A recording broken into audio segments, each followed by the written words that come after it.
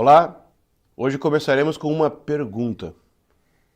É possível ser enganado mesmo depois de conhecer a verdade? E para responder esse questionamento, eu quero lhe propor pensar em algo. Existem muitos cristãos que, acreditando que para serem salvos, basta amar a Jesus.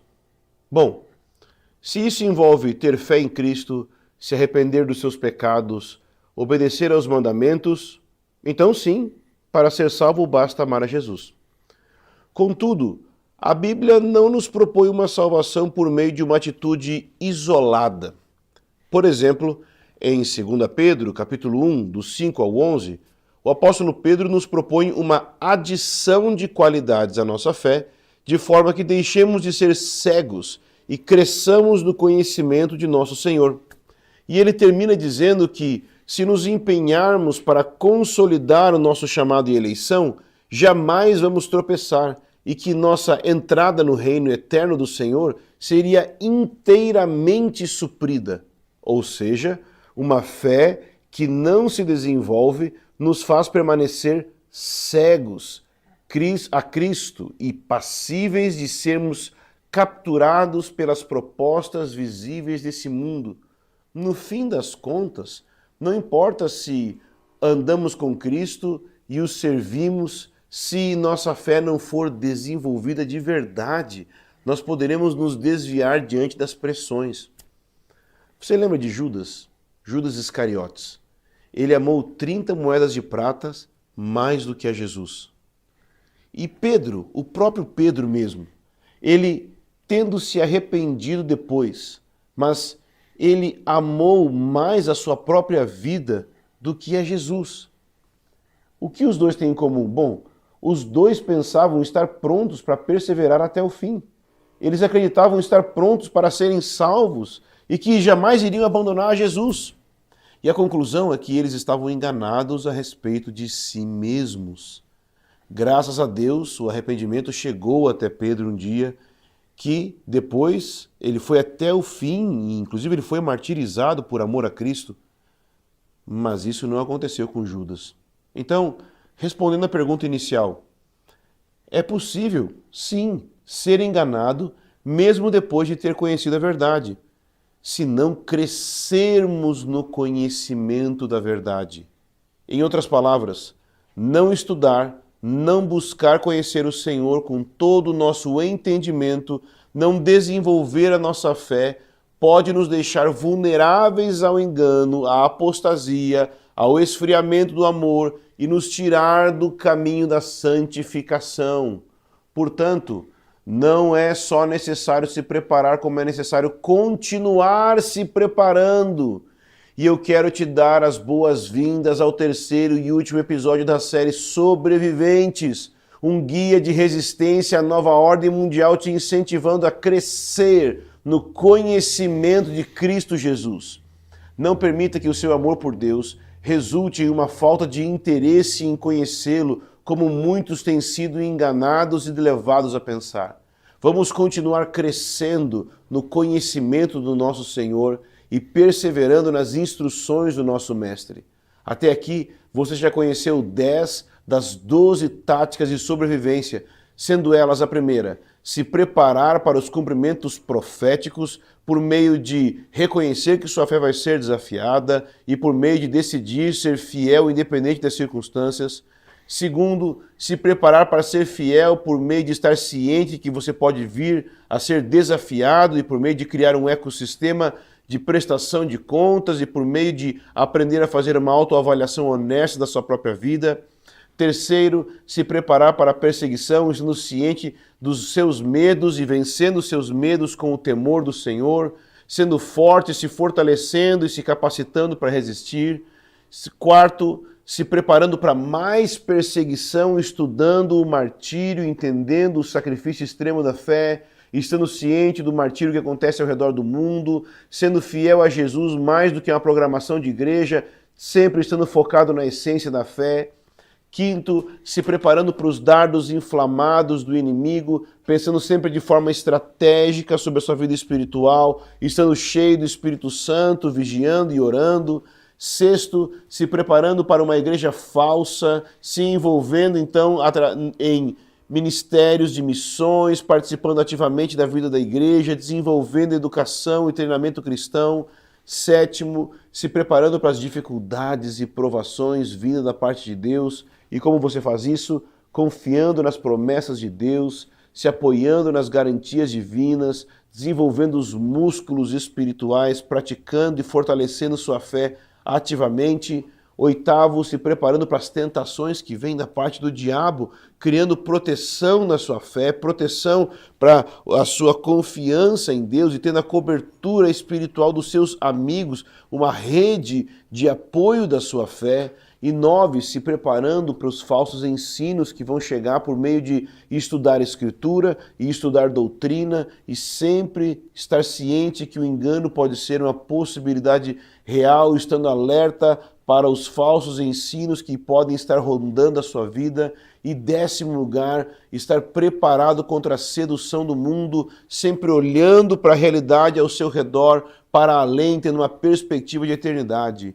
E agora nós vamos prosseguir para as 2 últimas táticas do nosso guia. E se você tem amigos que você sabe que precisam se preparar, envie esse link para essas pessoas que você deseja que elas aprendam também e aproveita o nosso último episódio. Vamos lá!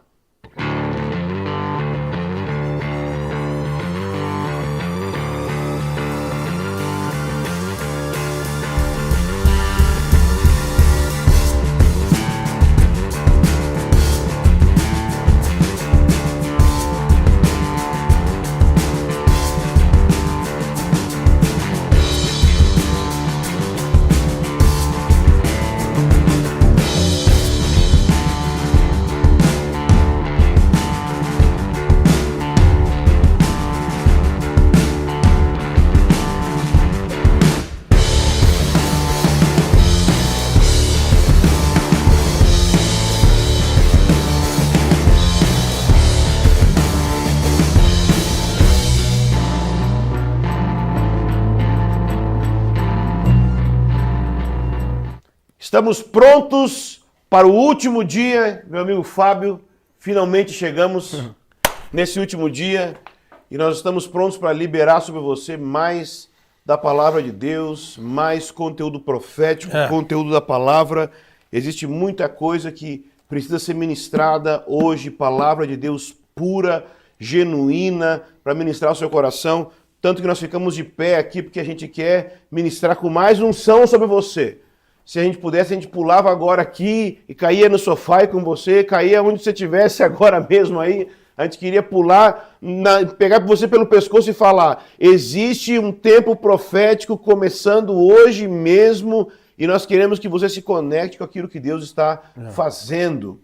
Então, Fábio, por favor, tenha liberdade de começar abrindo esse tempo e ministrando aos nossos corações. Por favor, pode começar. Então vamos lá. Vamos agora falar do 11ª estratégia tática para se preparar para o tempo do fim. E a 11ª tática é: se prepare para ter os seus sentimentos feridos. Então, escute o que eu vou falar. Você vai ser atacado por causa da sua fé. Você vai ser resistido por causa da sua fé. E mesmo que isso não abale a sua fé, isso vai mexer com os seus sentimentos. E para isso você precisa entender quem é o nosso real inimigo. Quais são as verdadeiras fontes de oposição ao avanço do testemunho do Evangelho do Reino com base nas Escrituras. E para isso, meu amigo Ângelo, eu quero ler um texto que a gente já citou aqui e a gente vai voltar, que é Gênesis 3,15, que é o proto-evangelho, ou seja, é a primeira vez que o evangelho é pregado de forma direta, explícita na Bíblia, é em Gênesis 3,15, isso significa que a revelação do evangelho do reino não começa em Mateus, começa em Gênesis, e a primeira vez que o evangelho é pregado, quem está proclamando é o Deus pré-encarnado no jardim, logo depois da queda. E para quem que ele está falando diretamente? Ele está se dirigindo a Satanás, ao diabo, à serpente, o dragão de Apocalipse. Então, Gênesis 3,15, ele diz assim: porém, inimizade entre ti, ou seja, o diabo, a serpente e a mulher, entre a tua descendência e a descendência dela. E esta te ferirá a cabeça e tu lhe ferirás o calcanhar. Então preste atenção. A primeira vez que o evangelho é pregado na Bíblia, a primeira frase da primeira vez que o evangelho é pregado da Bíblia está falando sobre uma resistência. Então, esse assunto que a gente está falando aqui não é menos prioritário, não é um assunto menor. Ele está na primeira frase da primeira vez que o próprio Senhor, o Deus pré-encarnado, anunciando o evangelho, está dizendo que vai haver uma guerra entre Satanás e a mulher. Então, preste atenção, existe uma guerra acontecendo desde o jardim. Satanás está em guerra contra a humanidade.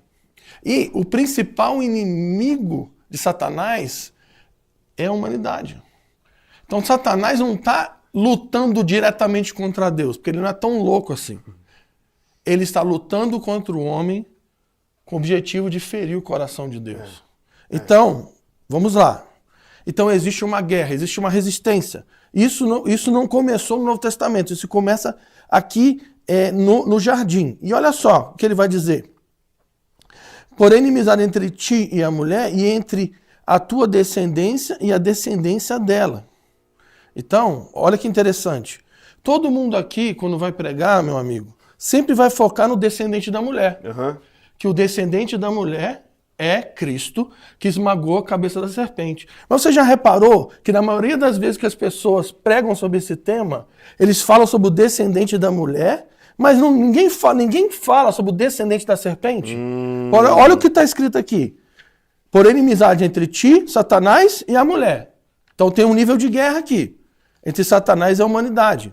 Só que também vai haver uma inimizade entre o descendente da serpente e o descendente da mulher.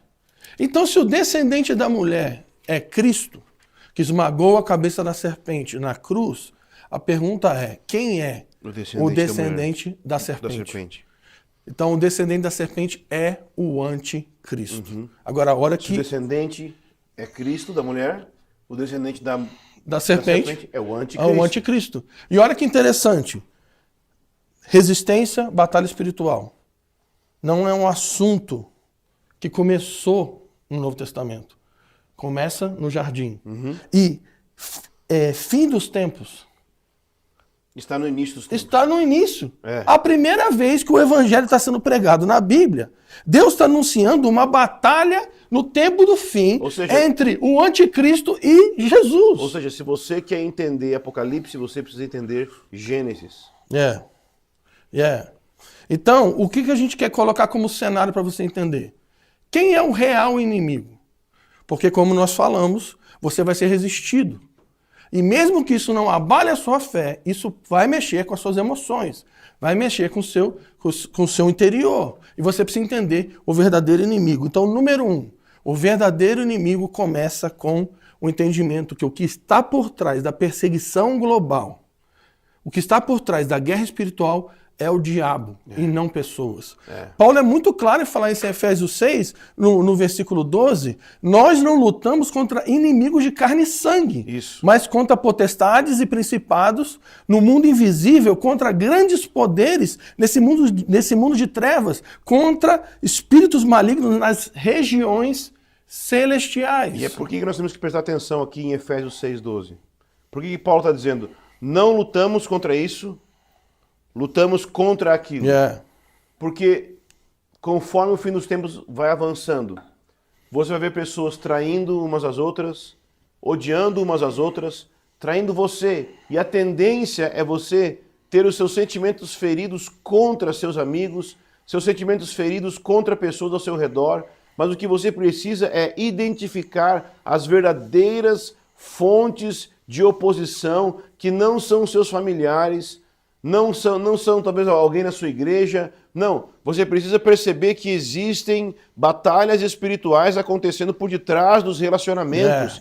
Por detrás das pessoas existem batalhas espirituais acontecendo. E quando você identifica essas fontes e entra na batalha espiritual correta, você começa a ter os seus sentimentos liberados e curados.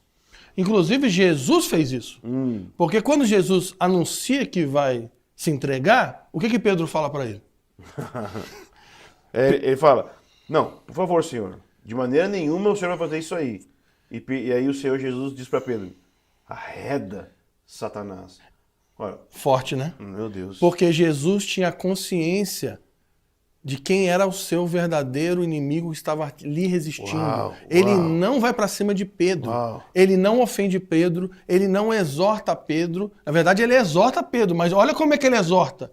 Ele vai ao Espírito que está por trás. Ele vai para a fonte por trás daquelas palavras. E ele resiste Satanás. Então você precisa entender quem é o seu real inimigo. Agora vamos aqui na lógica aqui de Gênesis 3,15. Então Satanás está por trás de um império que tem como objetivo ferir o coração de Deus, lutando contra a humanidade. E o que ele faz na história? Ele sempre vai trabalhar com duas coisas básicas. Ele vai procurar seduzir os homens a pecar ou ele vai tentar matar os justos. Então é exatamente isso que ele faz com o caso de Caim e Abel. O que acontece no caso de Caim e Abel? Abel oferece uma oferta com coração justo, Caim não. Ele consegue seduzir Caim ao pecado. E por meio de Caim, ele mata o justo. Sim. Então isso vai se desenrolando aqui na história.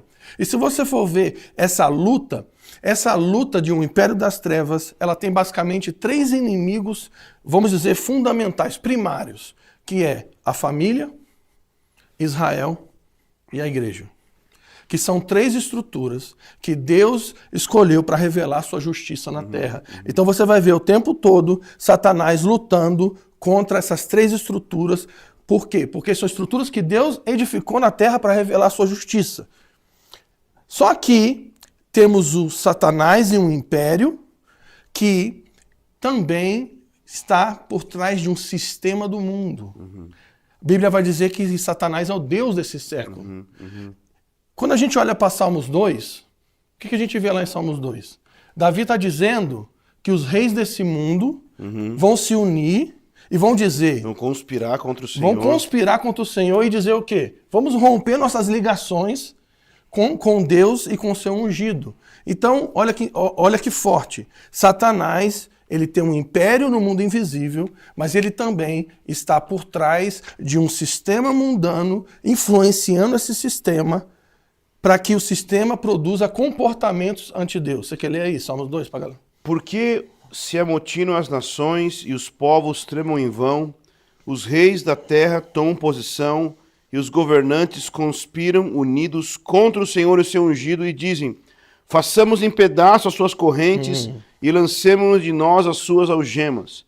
Do seu trono nos céus o Senhor põe-se a rir e caçoa deles, e em sua ira ele o repreende, e em seu furor os aterroriza, dizendo, eu mesmo estabeleci o meu rei em Sião, o meu santo monte, e proclamarei o decreto do Senhor, e ele me disse, tu és meu filho, hoje te gerei, pede-me e te darei as nações como herança e os confins da terra como tua propriedade.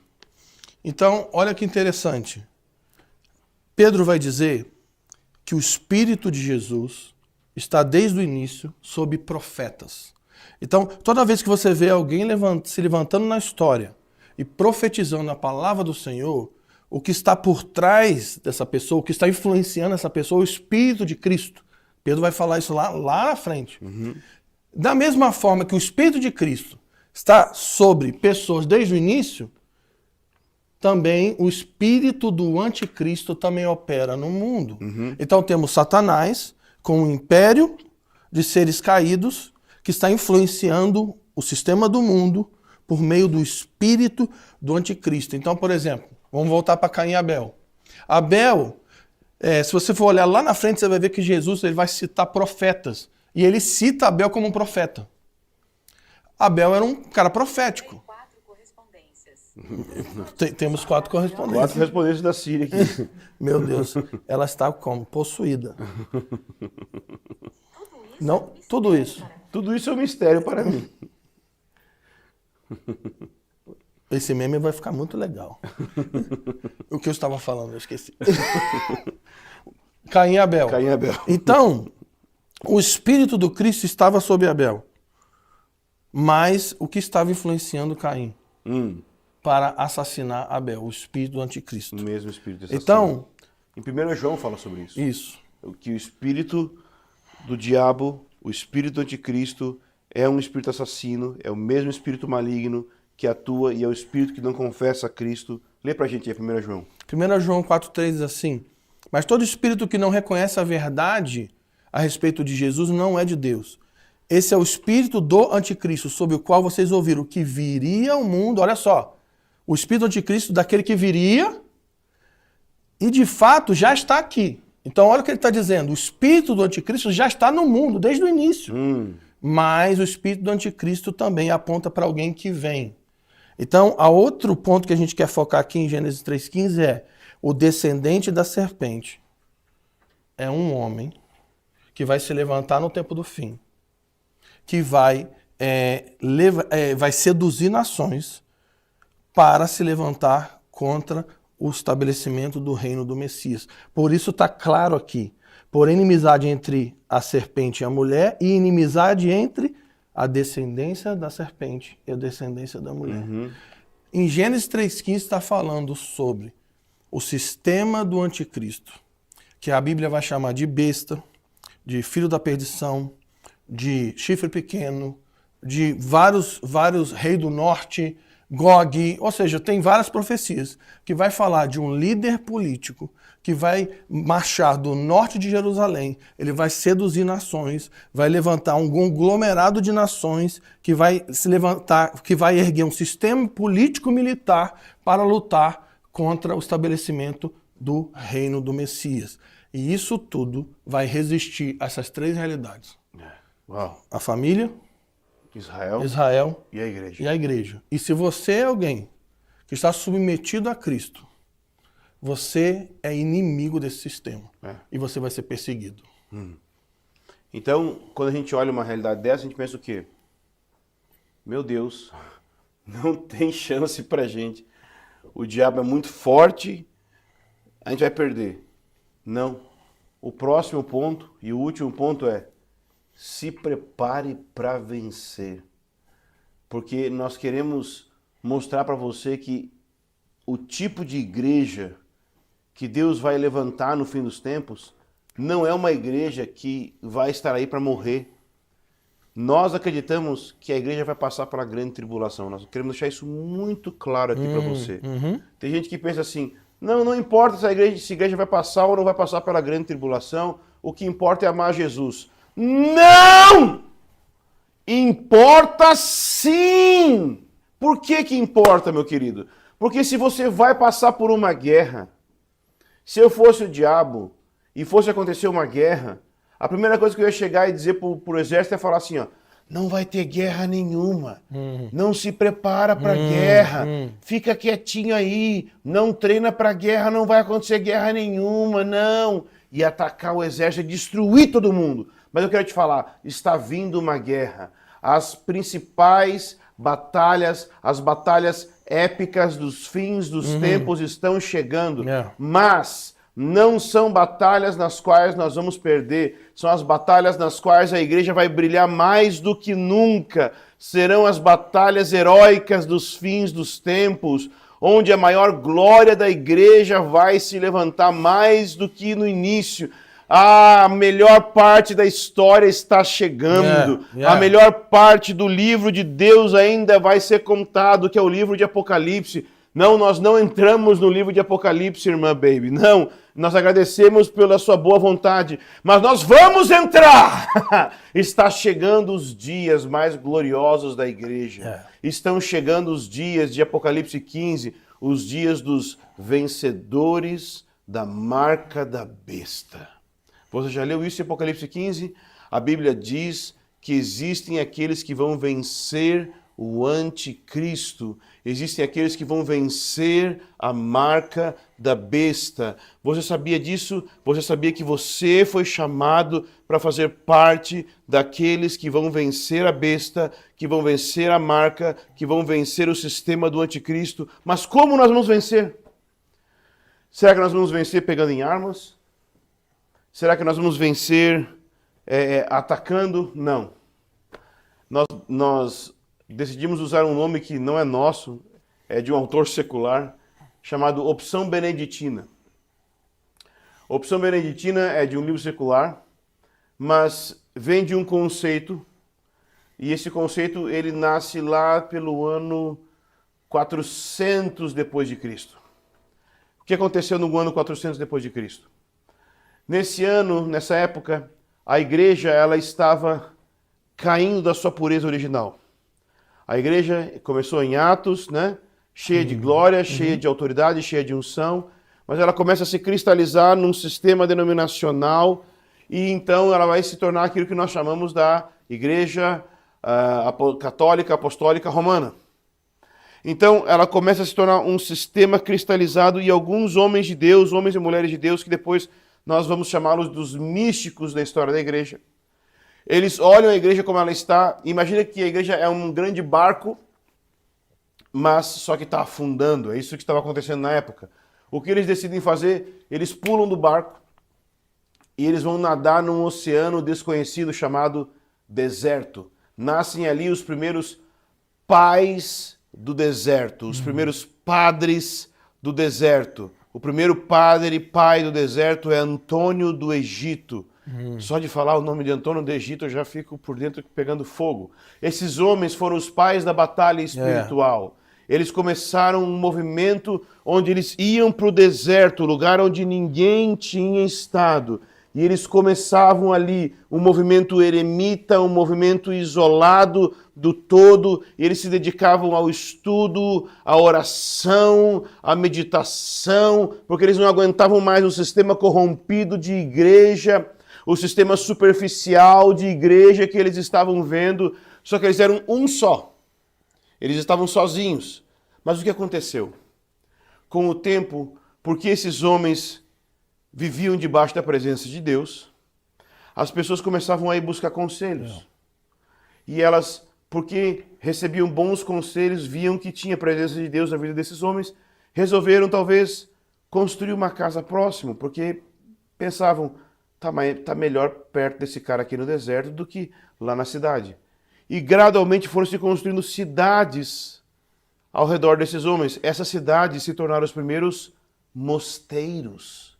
Os primeiros mosteiros foram simplesmente a iniciativa de construir cidades próximas da presença de Deus, que homens que decidiram ir morar longe da bagunça de uma igreja desviada. Simplesmente foi isso. E o primeiro homem que organizou esse sistema orgânico de estilo comunitário foi São Bento, que organizou a ordem beneditina. Então, o que é a opção beneditina? A opção beneditina é a seguinte, é quando você olha para o mundo ao redor e olha para a igreja corrompida e diz o seguinte, eu não vou tentar mudar esse mundo. Eu não vou tentar mudar essa igreja. Sabe o que eu vou fazer? Eu vou dar um passo para fora e eu vou pegar os meus filhos e eu vou pegar os meus amigos e nós vamos criar uma comunidade onde nós vamos conservar a verdadeira palavra de Deus entre nós. E nós vamos conservar a verdadeira comunhão cristã entre nós. Não porque nós queremos nos isolar no sentido de não evangelizar. Não, não é isso não. Mas porque nós queremos criar uma verdadeira comunidade de pureza e santidade. Porque nós queremos que essa comunidade junta pode ser uma força motriz para impactar a sociedade. Espalhados, nós não conseguimos impactar, mas juntos nós conseguimos ser uma luz no monte para gerar um impacto real em cada cidade, em cada bairro, em cada localidade. Mas espalhado em várias igrejas corrompidas, em bairros longe uns dos outros, não é possível. Eu quero te contar uma coisa. Há 15 anos nós começamos a fazer isso aqui em Montemor. Esse é o sonho do meu coração. Há 15 anos, aos trancos e barrancos, tentando e errando, nós estamos tentando fazer isso aqui. E nós estamos simplesmente oferecendo nossos pequeninos pães e peixes para você hoje aqui, tentando chamar você para a mesma coisa, dizendo: pula desse barco que está afundando, sai dessa loucura evangélica, sai dessa loucura, sai dela, povo meu, não seja participante dos mesmos pecados. Existe uma opção, os ricos estão procurando por um bunker, mas nós sentimos de falar para você que ao invés do bunker, é tempo de construir a arca que vai resistir à transição das eras. E eu queria que o Fábio falasse um pouco sobre isso, sobre a diferença do bunker e da arca. Explica um pouco para a gente sobre isso. Toda a arte, né, desse encontro foi baseada nisso. Ricos que estão baseados em ideias, ideologias, com relação a sofrimento, caos, estão construindo bunkers para se proteger. Mas o lugar da proteção para aqueles que vão vencer as trevas se chama igreja. Quando você fala de Santo Antão, eu fico emocionado, porque você vai ver um cara que edifica uma comunidade profética, de pessoas cheias do Espírito Santo, totalmente profundas na oração, mas que também estavam desenvolvendo relacionamentos de amizade e aliança. Não era uma devoção fora da comunhão. Era uma comunidade de amigos e amigas de Jesus. E tinha vida intelectual. Os maiores livros de vida intelectual surgiu nesses lugares também. E a partir desse testemunho de Santo Antão, eles entravam num lugar tão profundo na devoção que o Espírito caía sobre eles. E quando eles testemunhavam do Evangelho, sinais e maravilhas aconteciam naquele tempo. E uma profunda guerra espiritual acontecia. E tem descrições dele com guerra espiritual que você fica... Tem gente que ia ficar assim, assustado hoje.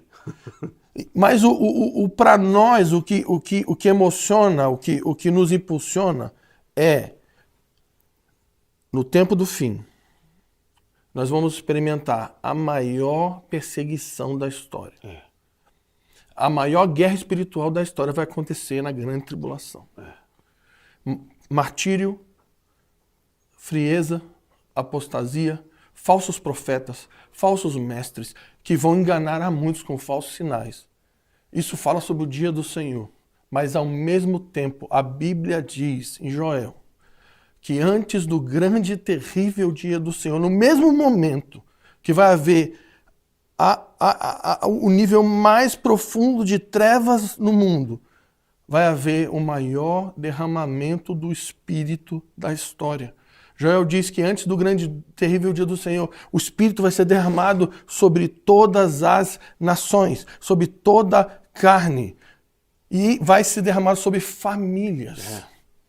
Então ele diz que anciãos vão sonhar, jovens terão visões, crianças vão profetizar, ou seja, sonhos, visões e profecias são 3 realidades do testemunho profético. O que ele está falando é que o Espírito vai cair sobre famílias e famílias vão se levantar para testemunhar acerca do Evangelho de Deus. E a profecia vai dizer que eles vão testemunhar e o testemunho da profecia da sua boca vai produzir sinais e maravilhas no céu e na terra, abalos cósmicos, uma profecia que vai ser anunciada em todas as nações, que vai chacoalhar o mundo.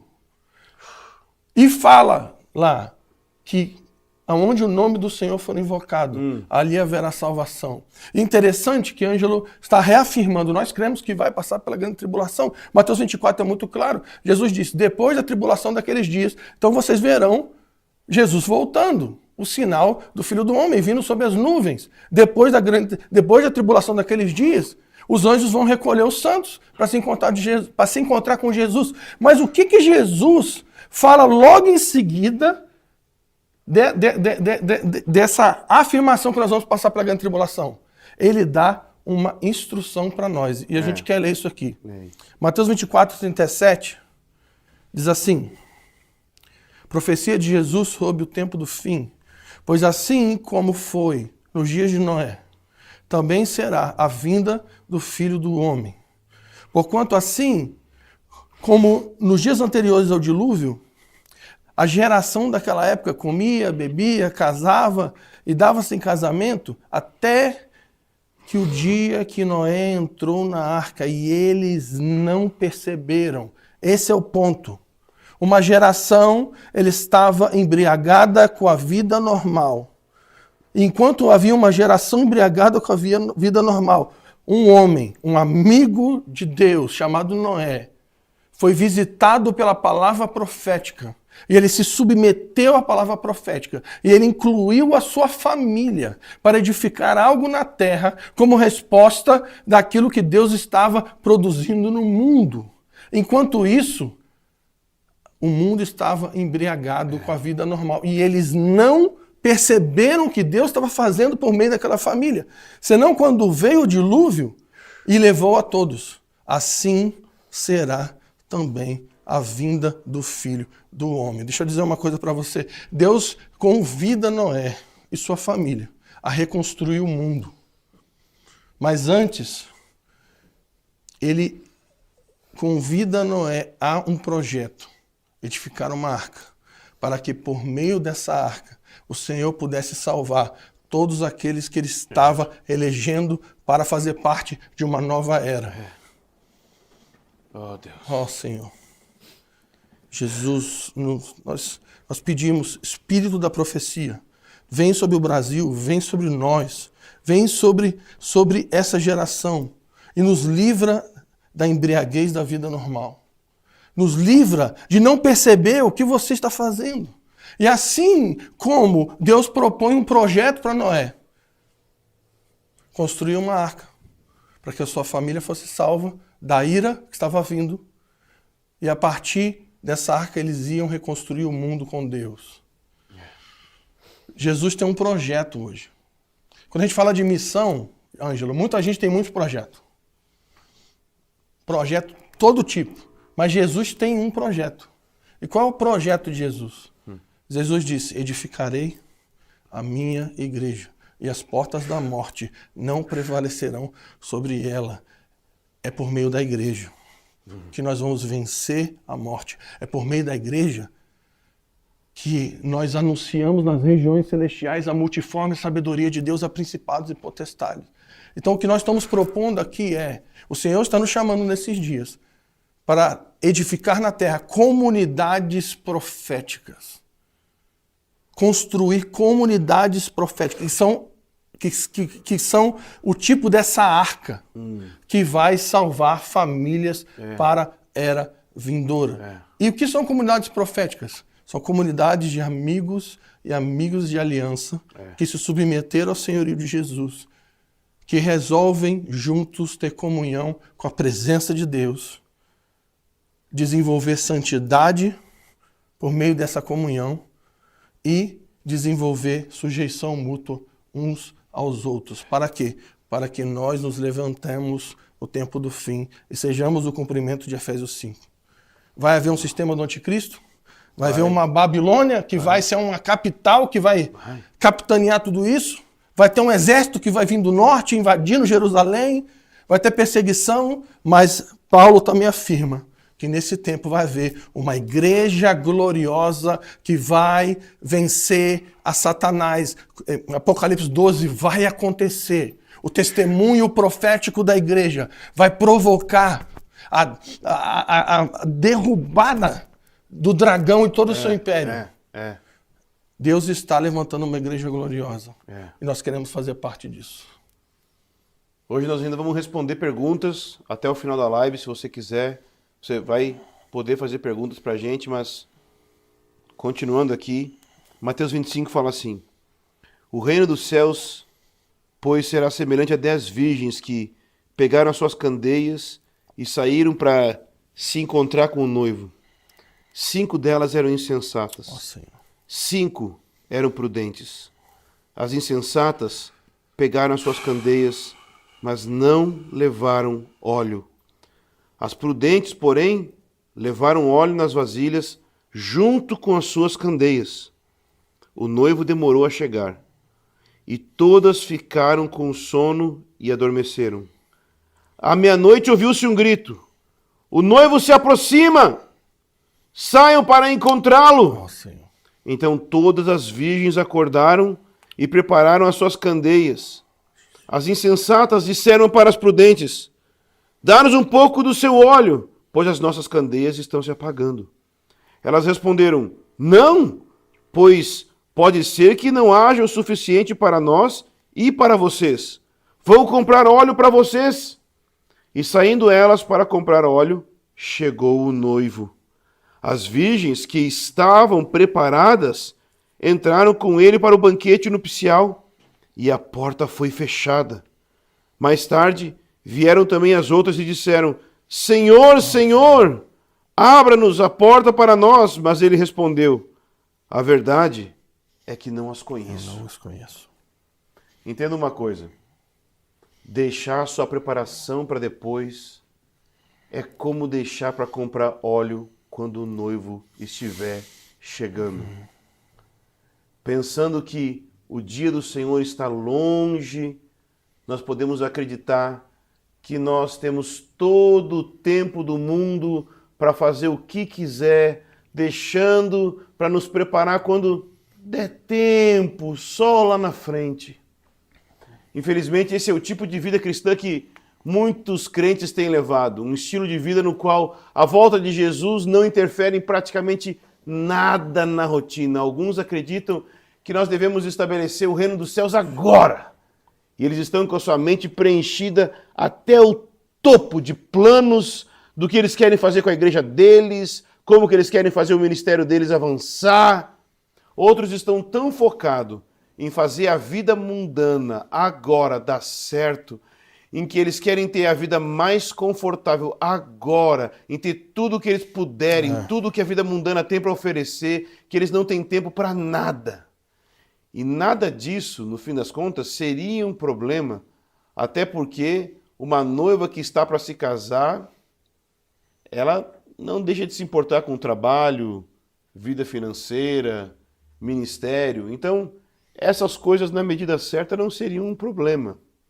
No entanto, por mais que uma noiva dedique a maior parte dos seus dias ao seu trabalho, por mais atarefada que ela esteja com as coisas desta era, nada faz ela parar de pensar no seu casamento.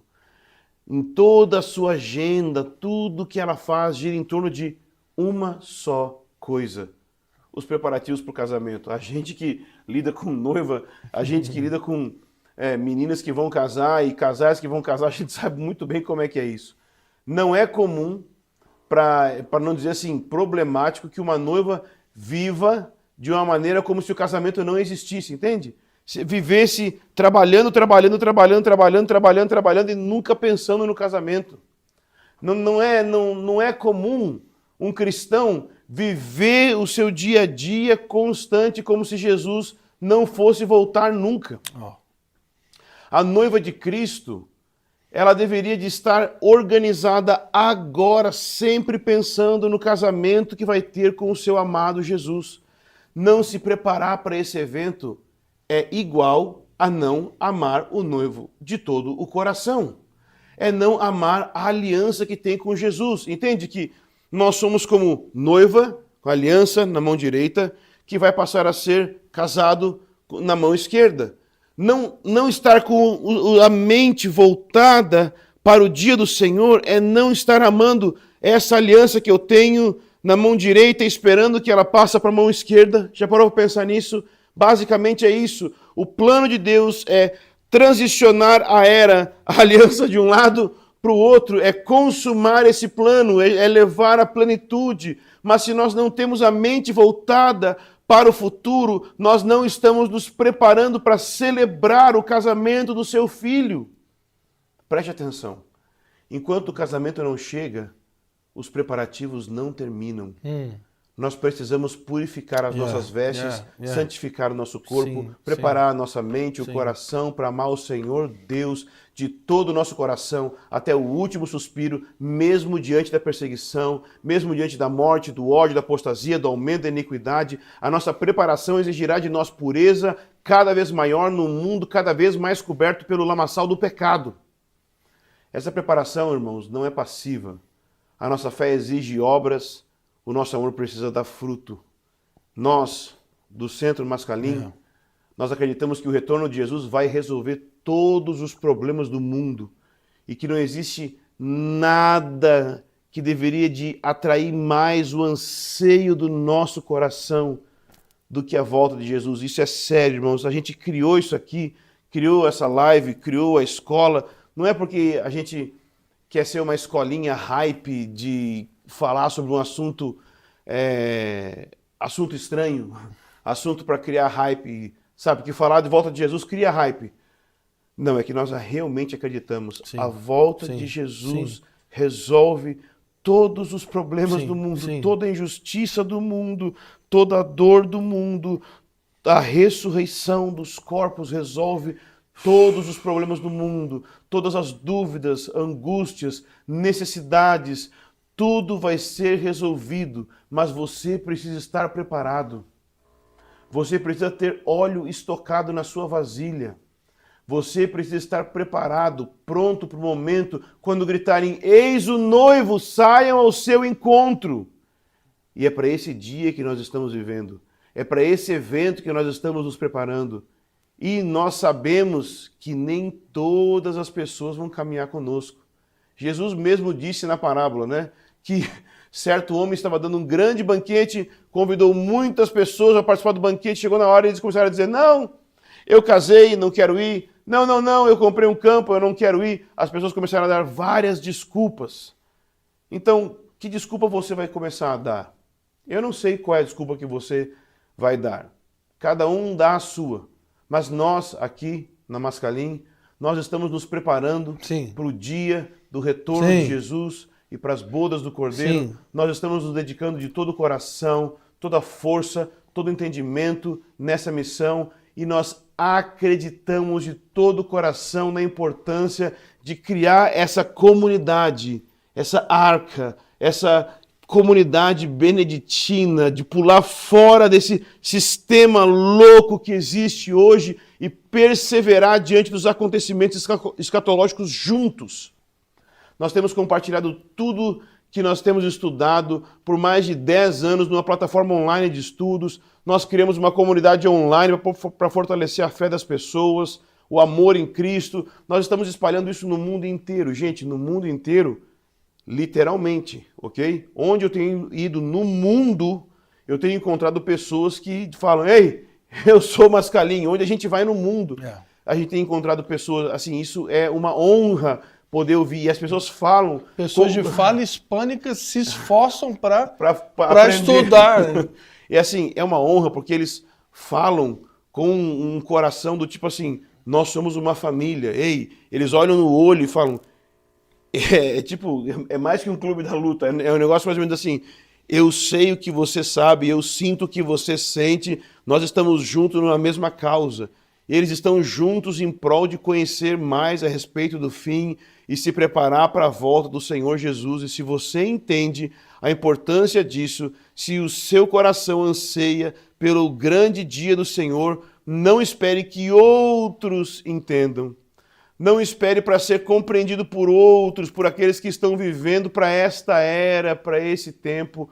Nós estamos te convidando hoje para você se tornar um de nós, para você vir para o nosso lado, ser do Centro de Estudos Mascalim e se preparar conosco para estocar óleo e estar pronto para a vinda do noivo. O link da inscrição está sendo enviado agora no chat. A minha equipe está enviando aí para você, se você quiser fazer a matrícula. Mas eu ainda quero fornecer uma explicação mais detalhada sobre o nosso Centro de Estudos para aqueles que ainda não conhecem, para aqueles que têm dúvida. Então, para começar... Talvez você esteja questionando sobre o significado da palavra Mascalim. A palavra Mascalim vem de Daniel, ok? Daniel 11:33. é a palavra maskil, que é a palavra sábio, ok? Daniel 11:33 tem a palavra maskil, que significa sábio. Você vai ver em vários salmos também, fala maskalim, maskil, maskil de Salomão, maskil de Davi. São salmos que falam de sabedoria. Só que a sabedoria aqui é a sabedoria para entender a profecia. Então os sábios que Daniel se refere ali no seu livro são pessoas capazes de compreender os acontecimentos a respeito do fim dos tempos e oferecer uma instrução para o povo de Deus. E essa é a nossa missão: treinar, capacitar cristãos para discipularem as nações e preparar a igreja de Jesus para o fim, ok? Essa é a nossa missão. É para cumprirmos essa missão e alcançarmos o maior número de pessoas. É para isso que nós desenvolvemos uma plataforma que é 100% online, que hoje conta com mais de 300 estudos originais. Sério, se você entrar agora, tem lá, imagina livros, mais de 300 livros, só que são estudos. 300 estudos originais desenvolvidos por nós, pelos nossos professores, e nós temos enorme confiança em todos esses professores, porque são pessoas que creem como nós. Gente de conteúdo, gente que conhece a Bíblia do início ao fim, não é gente aventureira que está aí, começou agora falando não, tá? Então, dentre os temas que a gente aborda lá, se você quer saber só alguns deles, grande tribulação, o anticristo, falso profeta, arrebatamento, a segunda ressurreição, juízo final, os 144.000, a Babilônia, o papel de Israel no fim dos tempos, o grande avivamento, um avivamento que vai preceder a volta de Jesus, martírio e entre muitos outros. E o melhor é que a plataforma está sendo constantemente atualizada com novos estudos, documentários, masterclass e muitas outras coisas. E no Centro de Estudos agora nós realizamos mentorias mensais. Até aqui foram mais ou menos 50 mentorias que nós já fizemos, né? Então nós reunimos os alunos para tirar as dúvidas, nós fazemos pautas, então nós temos mentorias que estão acontecendo, por exemplo, sobre Israel, falamos sobre como tudo começou. Então essa é uma maneira de acompanhar os alunos. Algo novo que a gente fez também é que nós começamos um núcleo de formação profética com o Fábio. Essa foi a minha maneira de pegar esse profeta aqui e trazer ele para ensinar. Por quê? Esse cara aqui é um cara que eu acredito muito no ministério dele. Eu não sabia como fazer para botar ele para falar para vocês. Então o que a gente fez? Nós criamos um núcleo de formação profética, que é uma maneira de liberar o Fábio para ensinar online dentro da Mascalim. E eu queria que você falasse um pouco sobre esse teu filho aqui para a gente. Então, o objetivo desse núcleo é criar dentro da Mascalim um centro de formação de desenvolvimento profético, com o objetivo de ensinar pessoas a desenvolver o dom da profecia na vida da igreja.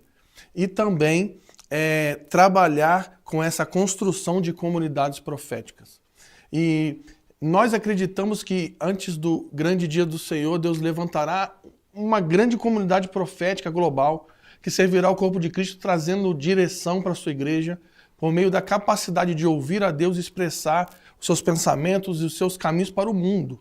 E dentro desse núcleo de formação profética, nós iremos te ensinar a desenvolver os dons do Espírito, ter uma visão teológica correta a respeito do profético, que não é apenas baseada em experiências de pessoas, mas por meio de um desenvolvimento bíblico. E entre esses temas abordados no nosso núcleo estão o fundamento da batalha espiritual, que tem muito a ver com o fim dos tempos, e como nós vamos lutar uma luta espiritual centrada em Cristo e não no conhecimento de demônio. Então a gente não vai ficar aqui ensinando o nome de capeta, nome de demônio para você, ensinando você a identificar qual a potestade na sua cidade.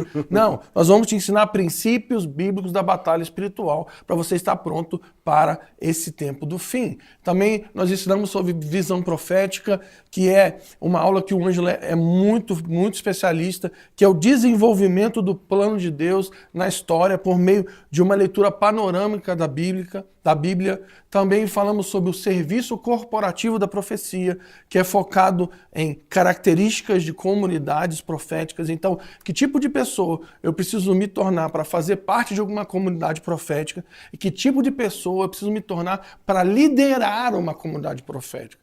Também o Ministério do Precursor, que fala sobre essa grande companhia profética que vai preparar o caminho do Senhor, sobre o espírito profético de Elias nos últimos dias. Falamos também sobre o fundamento da intercessão, então, com base nos princípios bíblicos. Então, essas são matérias e temos muitas outras que vão te ensinar a desenvolver o dom da profecia na vida da igreja. Isso aí. Então, além de tudo isso, nós ainda preparamos mais alguns presentes. Quem gosta de presente? Eu gosto de presente. Eu gosto de presente.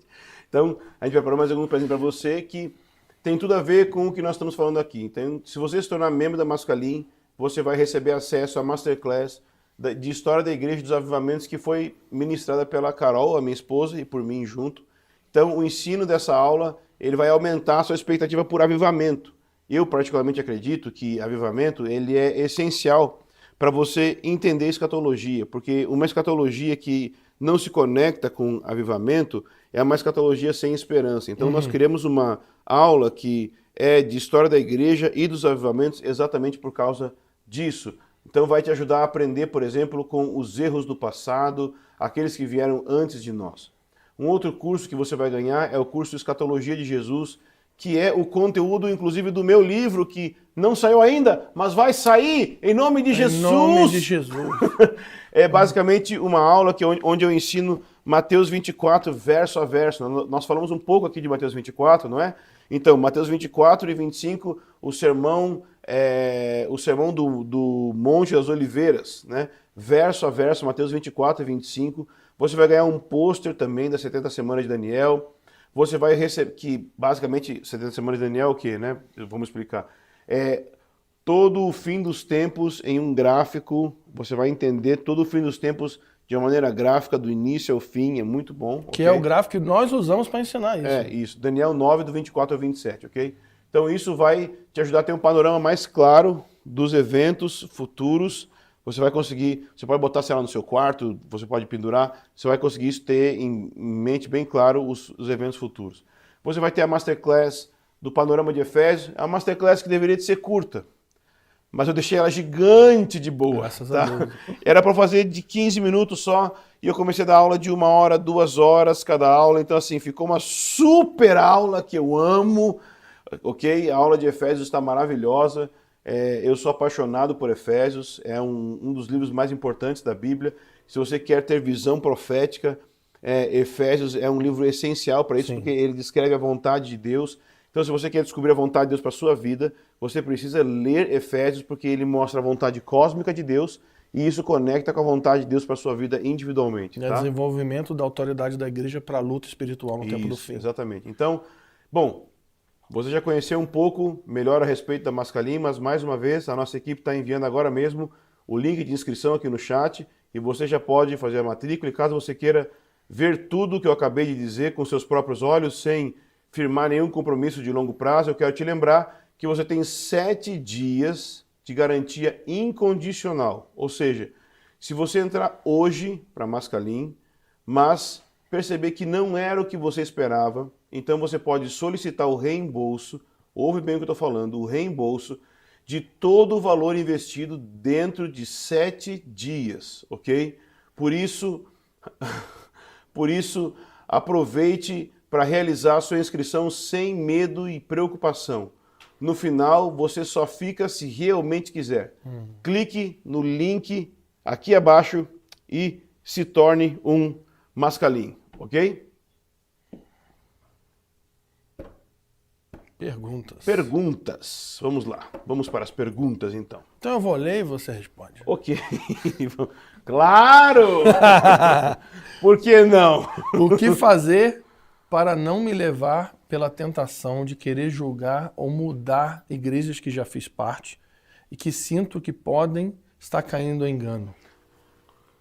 Legal. Alguém consegue me dar mais água? Você sempre tem que começar por você mesmo. Todo o processo de engano e de não julgar e tudo mais, ele sempre tem que começar por você mesmo. Se você começa por você mesmo, então você vai ter uma experiência, porque é a experiência do profeta. Porque basicamente essa pessoa provavelmente ela está tendo uma experiência profética. Então, como uma pessoa profética, ela vai precisar primeiro beber do amargo, que é sentir a palavra que ela está recebendo, para depois já ter autoridade para falar. Então, a questão toda é, deixa essa palavra pegar ela primeiro, para depois lá na frente falar. Né? Então não é tempo de falar, é tempo dela sentir primeiro. Né? E mais importante, de novo, a gente já falou isso, mais importante do que tentar apontar o joio é cultivar o trigo. Então, eu creio que a tua prioridade, até porque pela pergunta você nem faz parte dessa igreja mais, você não tem responsabilidade por essa comunidade, a tua prioridade hoje é desenvolver um testemunho adequado de alguém que de fato submete a Jesus e não focar naquilo que passou. Então olha para frente e segue, e eu acredito que isso vai te dar mais paz. Fábio, como levar a mensagem? Agora eu vou perguntar para você. Foi mais rápido. Como levar a mensagem de preparação para o fim dos tempos na minha igreja local? Ok. Eu tenho uma dica que pode ajudar muitas pessoas a terem menos problemas. Primeiro, você precisa se aprofundar. Aquele banco que está aqui ali. Naquilo que você está falando. Então, você não estude uma coisa hoje aqui e amanhã já quer ensinar a igreja. Primeiro, estude, se aprofunde, conheça, ponto. E a dica que eu quero dar é o seguinte, não trate as profecias do sinal do fim dos tempos como algo isolado do evangelho. Muito bom. Trate como a narrativa do evangelho. Então você precisa trabalhar com uma narrativa completa do evangelho que inclui as profecias do tempo do fim. Então eu acho que se você trabalhar dessa forma, então você vai ter muito mais êxito do que tentar convencer alguma posição escatológica. Então estude sobre o evangelho do Deus Criador, do Deus que é a promessa, do Deus encarnado, do Deus cruciforme, o Deus ressurreto, o Deus que envia o Espírito e o Deus Rei que está voltando para estabelecer o seu reino sobre a terra. Se você desenvolver a narrativa do Evangelho envolvendo as profecias do fim, vai ficar muito mais leve do que você ficar tentando convencer alguém a concordar com a sua posição escatológica. Ok, muito bom. Como lidar com o medo da perseguição e morte? Eu tenho uma resposta. Na hora, se é que a pessoa vai passar por isso, né? Mas na hora que você for ser martirizado, se é que você vai ser, Deus te dará graça para não negar a Jesus. Amém.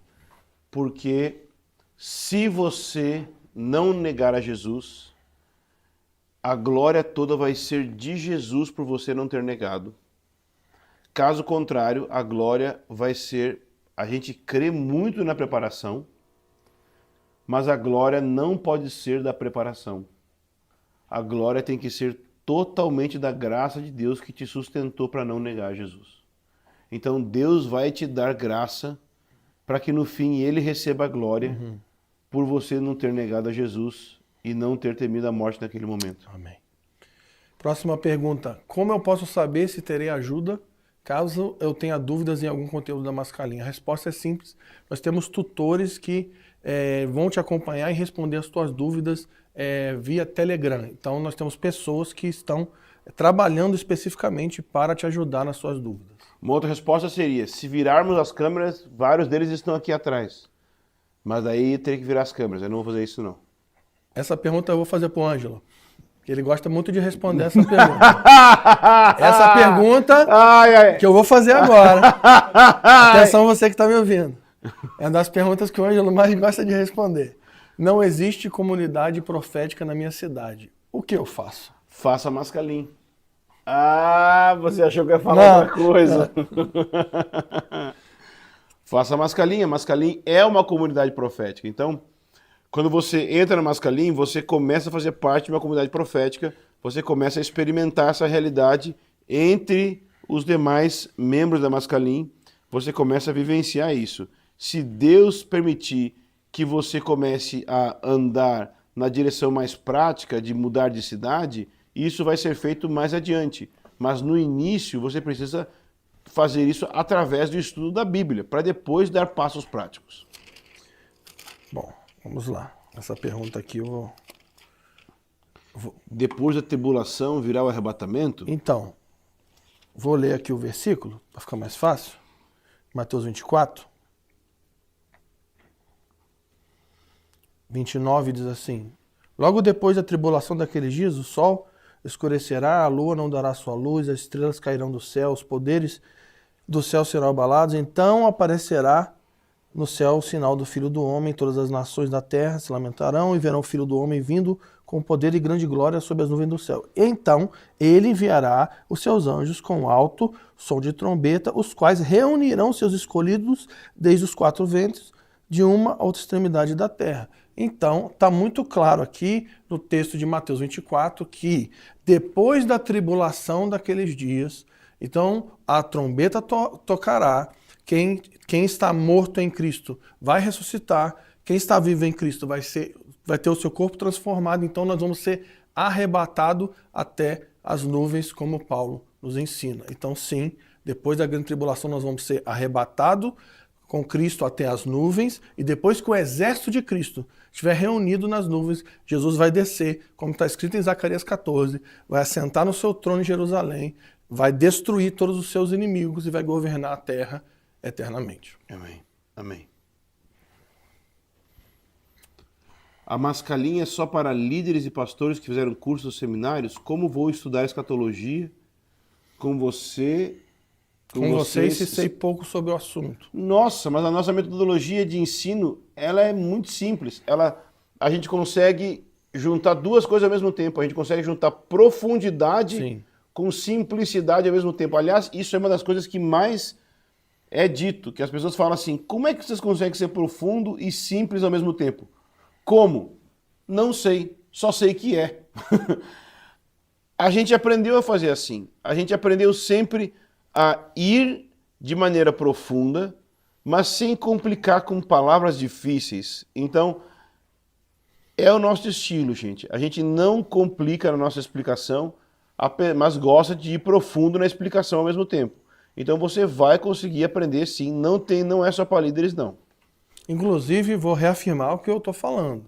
Nós tratamos escatologia como uma mensagem que faz parte do Evangelho. Para nós não é apenas uma linguagem técnica sobre fim dos tempos, não. Nós estamos trabalhando com a mensagem do Evangelho que tem como conclusão a volta de Jesus e o seu reino. Beleza? Pergunta. Quanto a passarmos pela grande tribulação, tem uma dúvida. O Senhor tirou Noé e sua família, assim como Ló e sua família. Não será também que o Senhor possa retirar a igreja da tribulação? Bom, vamos ler Mateus 24 de novo. Nossa, a gente responde facinho. Ó, Mateus 24, 37 diz assim: Pois a vinda do Filho do Homem será dada à semelhança dos dias de Noé. Aí mais alguns versículos em seguida, olha o que Jesus diz, versículo 40. Então, como que vai ser a volta dele? Então, estando dois homens no campo, um será levado, um será tirado e o outro será deixado. A pergunta é, nos dias de Noé, quem foi deixado na terra e quem foi tirado da terra? Noé e sua família, que eram justos, eles não foram tirados da terra, eles permaneceram na terra. Quem foi arrancado da terra foram os ímpios. É exatamente isso que vai acontecer quando Jesus voltar. Nós não vamos ser tirados da terra para ir morar no céu. Jesus vai descer do céu, como Paulo diz claramente, ele vai descer do céu e ele vai destruir a impiedade da terra. Por que não há consenso entre as igrejas sérias e fundamentadas na palavra sobre o momento do arrebatamento? Aí é que está. Existe sim um consenso entre muitas igrejas sobre o arrebatamento. A maioria das igrejas concorda que o arrebatamento é depois da grande tribulação, ok? A maioria concorda. A questão é que as igrejas pentecostais, que são uma pequena parte, acreditam que é antes, ok? Mas, historicamente, quase nunca se creu nisso, ok? Tanto que a doutrina que crê no arrebatamento antes da tribulação, ou secreto, começou em 1830. Até 1830 ninguém cria nisso. Então, não é verdade isso. Eu tenho uma visão escatológica diferente de vocês. Discordo em alguns pontos. Posso entrar na Mascalim? Claro! Com certeza! Você não precisa abraçar tudo que a gente fala para ser beneficiado com algumas coisas que a gente fala. Não tenha dúvida alguma. E assim como qualquer comunicação profética ou leitura profética, você escuta tudo e retém o que é bom para você. Você é muito bem-vindo para estudar com a gente. O que a Mascalim tem além das aulas? Ué, fala do núcleo de formação profética. Sim. Temos, além de toda essa parte sobre profecia e fim dos tempos, nós também temos o núcleo de formação profética, que é um centro de estudo, de desenvolvimento de dons espirituais, para que você possa praticar isso na vida da sua igreja. Então, todas as realidades sobre o profético, por exemplo, a gente fala sobre adoração, a gente fala sobre intercessão, a gente fala sobre visão profética, fala sobre como aplicar os dons, fala sobre luta espiritual, fala sobre como desenvolver comunidades proféticas. Então, isso é um diferencial que nós temos. Isso aí. Vocês têm dicas de livros para estudar? Muitos. Para começar, que a gente tem dica de livro, tem desconto em livro, a gente tem livro das editoras nossas parceiras, então livros infinitos, fora os PDFs que a gente tem. Tem livro pra caramba. Muitos. Inclusive nos estudos da Mascalim tem indicações de livros. Acho que é isso. E aí, mais alguma coisa? Mais alguma pergunta? Tem mais uma? Sim. Jesus vai reinar em Jerusalém por 1000 anos. Jeremias capítulo 3 fala que Jerusalém vai se chamar o trono de Deus. Apocalipse capítulo 20 fala que ele vai reinar por 1000 anos. Então ele vai reinar por 1000 anos em Jerusalém.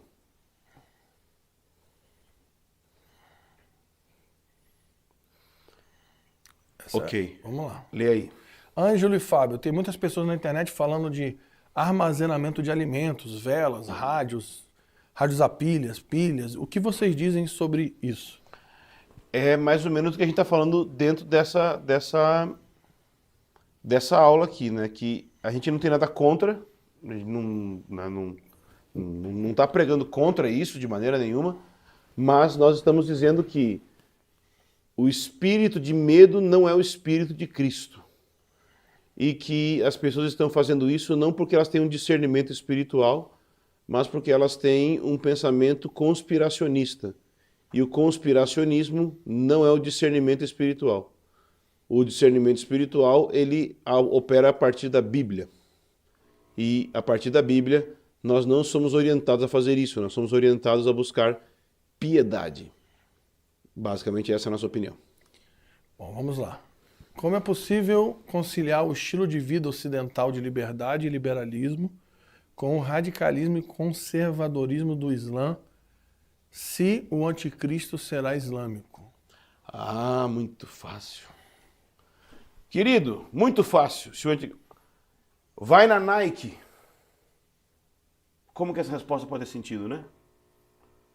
Vai na Nike e olha que na loja da Nike, como é que diz? O manequim da Nike tem jihad. Sim. Já viu isso? Sim. Na Nike aqui. É. A Nike aqui em São Paulo. Por quê? Porque o Islã que vai entrar não é o Islã que vocês acham radical. O Islã que vai entrar é um Islã moderno, um Islã muito legal, com jihad, com estiloso. É o Islã que vocês estão tudo curtindo nos filmes. Vocês vão tudo entrar nesse Islã aí bonitinho. Já estão tudo entrando. Bom. Isso aí eu fico louco, né? Eu fico louco. Próxima. Como encontrar uma comunidade de amigos de Deus? Sair do sistema e agora está tão difícil encontrar um lugar para congregar. Parece que tudo está distante do evangelho. Bom, vou dar uma resposta simples. Você precisa buscar a voz de Deus e orar a esse respeito e ouvir o Espírito Santo. Porque Deus sempre está trabalhando com o remanescente da história. Entrar num oposto como Elias fez na caverna, dizendo, não, só sobrou eu, não tem mais ninguém contigo, Deus. O que Deus falou para Elias? Faz o caminho de volta, porque ainda tem 7.000 que estão comigo. Então existe um remanescente, ponto. Sempre Deus está trabalhando com remanescente. Então você tem que orar para saber para onde ir, com quem congregar. E se você tiver que mudar de cidade, se você tiver que mudar de país para encontrar, fazer parte dessa comunidade, faça isso. Mas eu creio que o Espírito vai te indicar a encontrar esse remanescente para você congregar. Como lidar com muitos que discordam de forma chula e quando tentamos argumentar somos vistos como ignorantes, arrogantes? Deixa eles para lá. Deixa eles para lá. Não fala com Para eles. de argumentar. Para de argumentar. Eles não merecem você. Hoje fala sobre a aula do YouTube, a perspectiva de uma vida à luz se preparar para o fim. Legal. Também sobre agora. A gente tem uma aula que se chama Discipulado à Luz do Dia do Senhor. E ele, porque às vezes a gente está pensando muito sobre só a escatologia, sobre os assuntos do futuro, mas nós temos uma... Você podia vir aqui na frente e falar, você é muito bom nisso aí. Mas nós temos uma aula que vai ensinar como você ser discipulado, ter discipulado, adoração e evangelismo à luz do dia futuro, porque está cheio de versículo na Bíblia que vai falar que o nosso estilo de vida tem que ser baseado naquilo que há de vir. Porque Cristo virá, como temos que viver. Porque nós vamos ressuscitar, como nós temos que viver. Então, nós temos uma aula só sobre isso, sobre como que tem que ser o discipulado, a adoração e o evangelismo à luz do dia do Senhor. Essa aula do Eduardo é muito boa. Essa pergunta agora é bem complexa. Inclusive, esse é um tema que a gente pensa há muitos anos. Será que nós temos unidade? Unidade? Será que a gente tem unidade para responder essa pergunta? Mas vamos lá. A pergunta é, o que pensam sobre a verdadeira unidade da igreja e suas diversidades no fim dos tempos? Bom, eu vou começar e depois o Ângelo discorda de mim.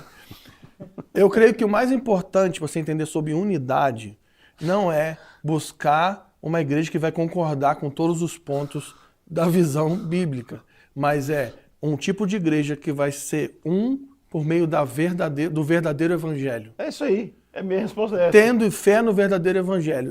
Se formos em Cristo, cremos no verdadeiro evangelho e carregando a verdadeira palavra profética, não tem problema a gente discordar em ler algum texto. Eu e o Ângelo, a gente está aqui e às vezes a gente discorda de alguma leitura, então isso não fere a nossa unidade. Perfeito. Então, eu concordo totalmente. Então ele concordou. Temos unidade. Pronto. Devo sair da igreja que congrego se não concordo com a maior parte do ensino, que no caso é neopentecostal? Bom, querido, é que você usou uma palavra, você usou um termo aí, neopentecostal. No meu mundo... O problema é o que a pessoa quer dizer com neopentecostal. Quando você usa esse termo, neopentecostal, no meu mundo, quando você usa esse termo, eu digo, saia. Eu não sei o que é neopentecostal para você. No meu mundo, ao usar esse termo, eu digo saia. Porque para mim é uma seita. Mas talvez não seja, porque talvez não seja neopentecostal. Talvez seja uma igreja pentecostal. Talvez você está classificando como neopentecostal e não seja. Mas Não sei. Mas basicamente é o seguinte, se você não tem acordo com relação ao evangelho que está sendo pregado aí você tem um problema. Bom, lê aí. A opção beneditina não cria uma visão que palavra difícil. Isolacionista? Estaria errado o cristão influenciar a cultura? Pessoas como Abraham Kuyper, Clemente de Alexandria não deram bom testemunho na cultura? Vamos lá então. Ele ficou de pé para responder essa aí. Abraham Kuyper passou, o tempo é outro, acabou, aquele mundo não existe mais. Ser sal só tem uma forma, sendo radicalmente diferente do mundo do qual estamos. Só podemos influenciar a cultura sendo radicalmente fora da cultura que estamos e não sendo totalmente misturados a ela. E tem outra coisa, se você estudar profundamente as comunidades do deserto, você vai ver que eles não ficavam apenas enfiados num lugar orando.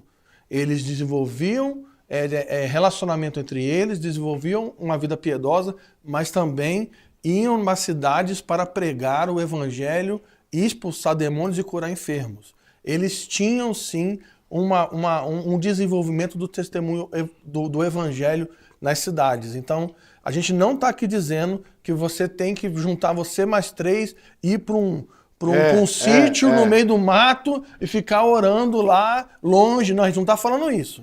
A gente está falando de pessoas que estão no mundo, que vão ter aliança entre si e aliança com a palavra profética, com o evangelho, e vão se unir para testemunhar o evangelho no mundo. Mas não necessariamente você vai transformar o mundo, porque Jesus está voltando para fazer isso. Me explica Apocalipse 3:10. Esse versículo dá a entender que Deus vai nos livrar da grande tribulação. Não, não diz isso. O versículo diz que Deus nos livra da ira vindoura. Diz que Deus nos livra do inferno. Aqui no Sul não encontrei nenhuma igreja pós-tribulacionista. Procurou errado. Igreja Corandel, em Canoas. É que o Sul é grandão também, né? O Sul é grande. O Sul é grande. O Sul é grande. Depende do que é o Sul também. É que o Sul para mim é só o Rio Grande do Sul. Porque tem Curitiba também, tem Santa Catarina. Rio Grande do Sul, é verdade. O Sul falei errado também. Falei errado. Mas tudo bem, mas vamos lá. Alguém. Vamos lá, alguém. Estamos com 1.049 pessoas fixas. Parabeniza eles. Isso aí, parabéns por estar aqui. É um prazer estar aqui. Estamos respondendo perguntas. Fique conosco. Seja o Mascalinho. Mais perguntas? Ah, essa é boa. Esse aí você é ótimo. Que legal. Gog e Magog é antes da tribulação ou depois do milênio? Eu vou responder a primeira parte, aí a segunda tu responde. Como assim? Bom, Ezequiel. Ezequiel está falando de Gog e Magog de fato, e a profecia de Ezequiel 38 e 39 está falando do anticristo que está vindo do norte e invadindo Jerusalém na grande tribulação. Ezequiel 38 e 39 é o mesmo momento de Daniel 11, que é exatamente a passagem que a gente usa para fundamentar aqui o que a gente crê no Centro de Estudos Mascalim. Então o que está falando é, Gog é o anticristo, que vem de Magog, que é essa terra do norte, que pode ser interpretado como aquela região ali dos Seleucidas, que fica ao norte de Jerusalém, e o anticristo vai ter pelo menos 10 nações que vão se unir com ele para guerrear contra Israel. Ele vai guerrear, ele vai vencer a guerra, ele vai invadir Jerusalém. Zacarias 14 diz que vai haver um novo holocausto, um novo exílio dos judeus, e Jesus vai olhar isso tudo, ele vai falar, eu vou descer para acabar com essa bagunça, então vai haver a última trombeta, os mortos vão ressuscitar em Cristo, nós vamos receber corpos gloriosos, Jesus vai organizar um exército nos céus, Apocalipse 19, Zacarias 14, Jesus desce, senta no trono em Jerusalém, mata o anticristo, destrói todo o seu império, suja sua roupa de sangue, e o pessoal dos direitos humanos vai ficar triste com ele nesse dia, e depois ele estabelece o seu reino eterno sobre a terra e coloca todas as coisas em ordem. Amém. Comenta agora aí quem já se tornou Mascalim, por favor, escreve aí. Dá um hashtag Mascalim aí, manda aí quem já se tornou Mascalim. Vamos ver quem é o Masquil. Quem se tornou Masquil já, queremos saber quem você é o Masquil. Vamos lá, alegria, alegria, alegria que você virou o Masquil. Vamos lá, comenta aí. E é o seguinte, nós temos pelo menos 30 pessoas aqui que ajudaram aqui a produzir essa série, então nós queremos parabenizar a galera aí. Ó. Que tem uma multidão de gente aqui, gente. Há um povo, há uma multidão. Muitas pessoas, até um gambá apareceu aqui hoje, né? Até um gambá. Você disse que ia comentar sobre ele. Até veio. um gambá apareceu Até aqui um na gambá gravação. apareceu. Então muitas coisas aconteceram aqui. A Siri se manifestou e nós estamos muito felizes por você que está participando conosco. Inclusive nós vamos aqui. fazer uma série de cortes só das coisas loucas que o Fábio fez aqui durante a gravação. Inclusive a parte que ele fez assim, comigo assim no primeiro dia. Nós vamos mostrar para todos vocês. Para vocês rirem com a gente aqui até o fim, tá bom? A gente promete que vai ser muito, muito bom. Não, legal, legal. Então, é o seguinte, eu quero dizer para você que nos acompanhou até aqui, que para mim, pessoalmente, tem sido um prazer muito grande fazer parte dessa equipe, fazer parte dessa escola. A gente está trabalhando isso há mais de 10 anos, estudando, lutando por esse tema, estudando mais, lutando por esse tema, apanhando por causa desse tema. E hoje poder ter uma plataforma nesse nível, que é o Mascalim, para poder propagar a mensagem do Evangelho integral que envolve o dia do Senhor e o reino eterno de Jesus Cristo sobre a terra, acessível a qualquer pessoa, em qualquer lugar do mundo, numa plataforma que é incrível, com professores incríveis. Então, para mim, é uma grande honra fazer parte dessa equipe e eu estou muito honrado aqui com o Ângelo da gente poder abrir para você poder fazer parte conosco. Então, é isso. Se você quer entender, crescer no entendimento do Evangelho integral, se você quer estudar conosco acerca de que tipo de pessoa você precisa se tornar agora para estar pronto para o dia do Senhor e que tipo de igreja precisa ser construída agora para ser esse odre adequado para receber o vinho que o Senhor quer derramar no tempo do fim, então nós te convidamos a participar conosco do Centro de Estudos Mascalim. Eu quero ler um versículo para você aqui que diz assim, ó, Tito 2:11, porque a graça de Deus se manifestou salvadora a todos os homens, e ela nos ensina a renunciar à impiedade e às paixões mundanas, e a viver de maneira sensata e justa e piedosa nesta era presente, enquanto aguardamos a bendita esperança, a gloriosa manifestação de nosso grande Deus e Salvador Jesus Cristo. Ele fala de 3 coisas aqui. A graça de Deus se manifestou no passado. Ela nos ensina a renunciar à impiedade hoje, enquanto aguardamos a bendita esperança. Essa bendita esperança, ela nos faz algo tremendo aqui. Eu não sei quanto a você, mas se tem algo que a nossa geração mais necessita é isso, esperança. Então, a causa da Mascalim, no fim das contas, se você não percebeu, tem a ver com isso. Escatologia fala de esperança. Escatologia fala de futuro. E esperança é o que mais falta na nossa geração. Então, nós não estamos aqui para preencher curiosidade. Nós estamos aqui para preencher corações de esperança, porque nós queremos discipular corações na esperança do Evangelho. Então nós estamos querendo oferecer a você esse tipo de discipulado. Se você ainda não foi discipulado na esperança do Evangelho, essa é a proposta da nossa escola, da nossa plataforma. Nós queremos que você venha junto conosco para ser discipulado nisso. Nós vamos deixar agora você um vídeo mostrando como é que funciona a nossa plataforma por dentro, mas a proposta é essa, um discipulado dentro da esperança do Evangelho. Que Deus te abençoe. Amém.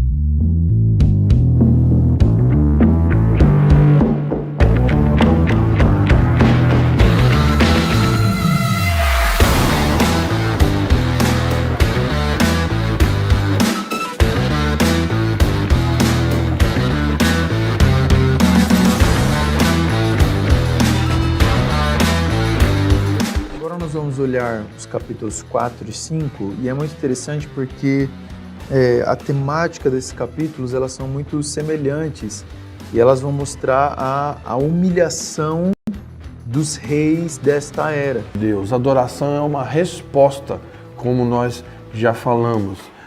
E essa postura, ela começa no coração e não com ações físicas. Em primeiro lugar, antes de a gente entender o que é de fato a oração intercessória, nós precisamos pensar um pouco no que é oração. O fato que nós, quando nos convertemos, foi nos falado que é importante orar. E muitas vezes nós temos uma definição que é um pouco simplista sobre o que é oração, que é um simples falar com Deus.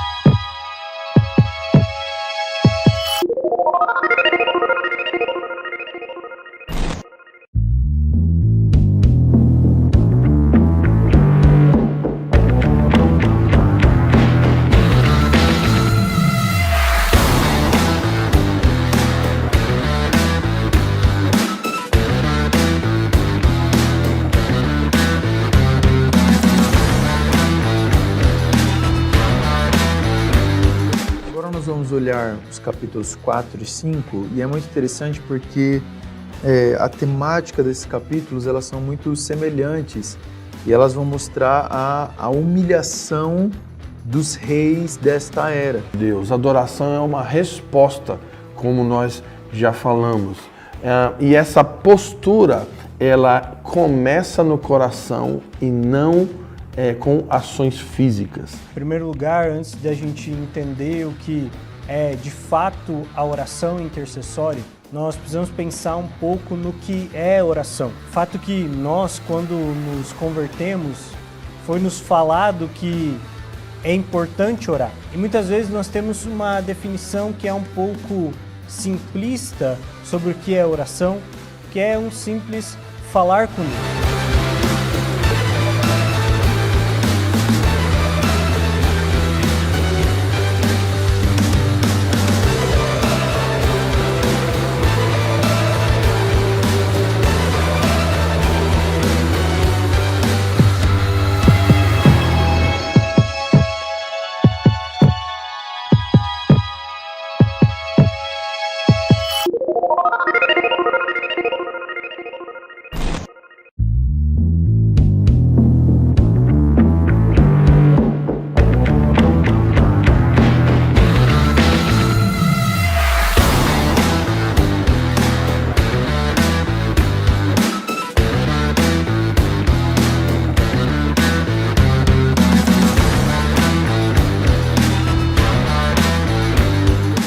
Nós vamos olhar os capítulos 4 e 5 e é muito interessante porque a temática desses capítulos elas são muito semelhantes e elas vão mostrar a humilhação dos reis desta era. Deus, adoração é uma resposta, como nós já falamos.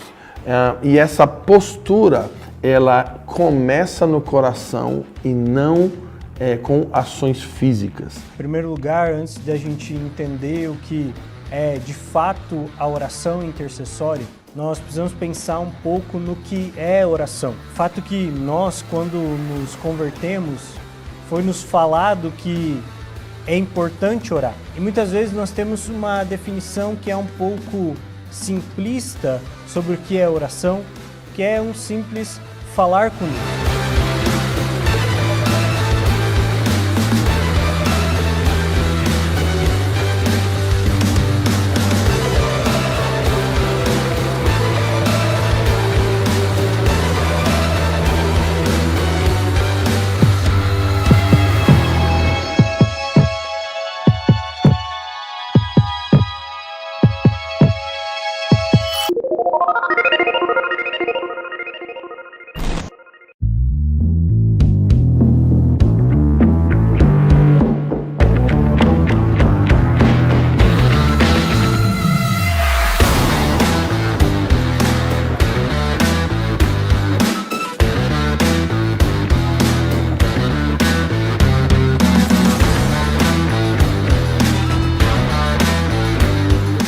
Nós vamos olhar os capítulos 4 e 5 e é muito interessante porque a temática desses capítulos elas são muito semelhantes e elas vão mostrar a humilhação dos reis desta era. Deus, adoração é uma resposta, como nós já falamos. E essa postura, ela começa no coração e não com ações físicas. Em primeiro lugar, antes de a gente entender o que é de fato a oração intercessória, nós precisamos pensar um pouco no que é oração. O fato que nós, quando nos convertemos, foi nos falado que é importante orar. E muitas vezes nós temos uma definição que é um pouco simplista sobre o que é oração, que é um simples falar com Deus.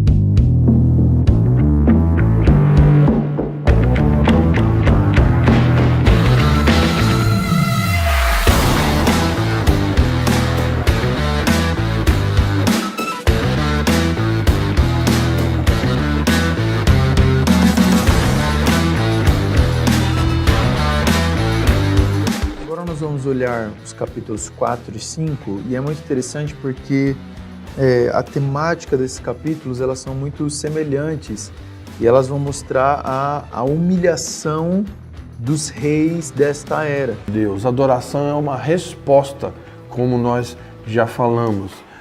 E essa postura, ela começa no coração e não com ações físicas. Em primeiro lugar, antes de a gente entender o que é de fato a oração intercessória, nós precisamos pensar um pouco no que é oração. O fato que nós, quando nos convertemos, foi nos falado que é importante orar. E muitas vezes nós temos uma definição que é um pouco simplista sobre o que é oração, que é um simples falar com Deus.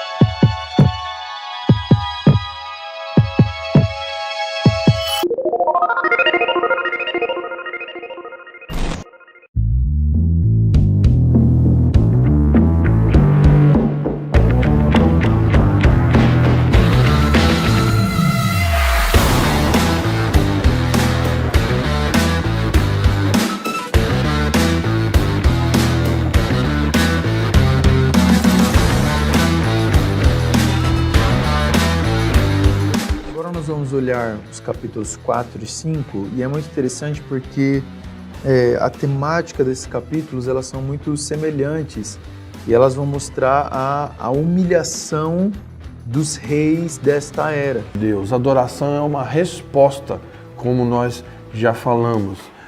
E essa postura, ela começa no coração e não com ações físicas. Em primeiro lugar, antes de a gente entender o que é de fato a oração intercessória, nós precisamos pensar um pouco no que é oração. O fato que nós, quando nos convertemos, foi nos falado que é importante orar.